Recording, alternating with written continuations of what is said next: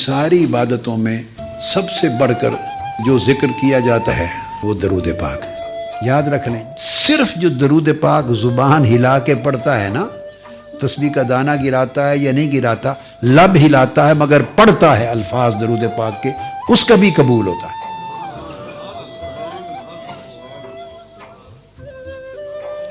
इस तरह करने वाले हर नमाजी की नमाज की श्योरिटी नहीं है कि कबूल होगी, कि जो खड़ा हो गया मुसल्ले पर लब हिला के पढ़ रहा है, मालूम नहीं कबूल हो, अल्लाह की मर्जी। आप समझे हैं ना, दरूद पाक एक ऐसा जिक्र है कि जिसने लब हिला के भी पढ़ दिया और बहुत नीचे नहीं भी उतरा, उसका भी कबूल होगा। आपको इसका राज समझ में आया है या है? हाथ खड़ा करें जिसको इसका राज मालूम है। ज्यादा को मालूम नहीं है, मैं उनको बताता हूं। तो मैंने कहा सिर्फ लब हिलाए और दरूद पाक के कलेमात पढ़े, क्या? और वो मन में इतना नहीं भी गया, लबों से पढ़ दिया, तो मैंने कहा वो भी कबूल होगा।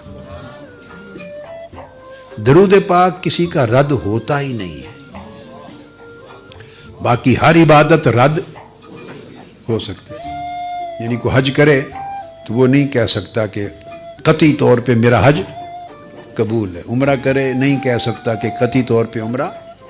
रोज़ा रखे, नमाज पढ़े, खैरात करे, सदका दे, ज़कात दे, कतई तौर पे कोई गारंटी नहीं दे सकता कि मेरा ये अमल कबूल है। सिर्फ एक अमल है दरूद पाक, ये जो पढ़े वो गारंटी है उसकी कि कबूल है।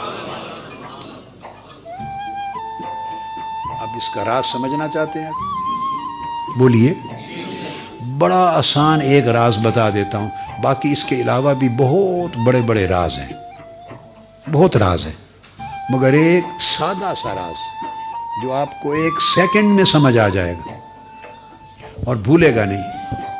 वो क्या कि ये रद्द होता ही नहीं कि आप पढ़ें दरूद पाक, अल्लाहुम्मा सल्ली अला सय्यिदिना।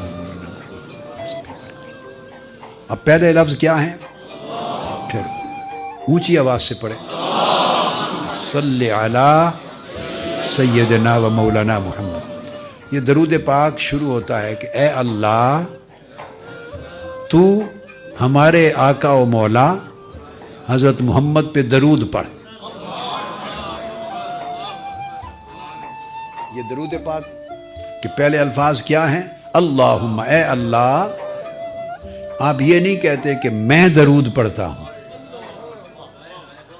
क्या? आप ये नहीं कहते कि हुजूर अलैहिस्सलाम पर मैं दरूद पढ़ता हूं या हम दरूद पढ़, ये नहीं कहते।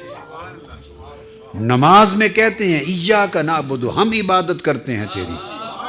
नमाज में कहते हैं ए अल्लाह हम तेरी इबादत करते हैं, वहां हम है, वहां हम तेरी इबादत करते हैं, नमाज में कहते हैं।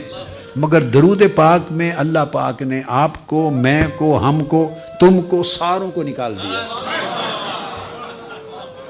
दरूद पाक में अल्लाह ताला ने मैं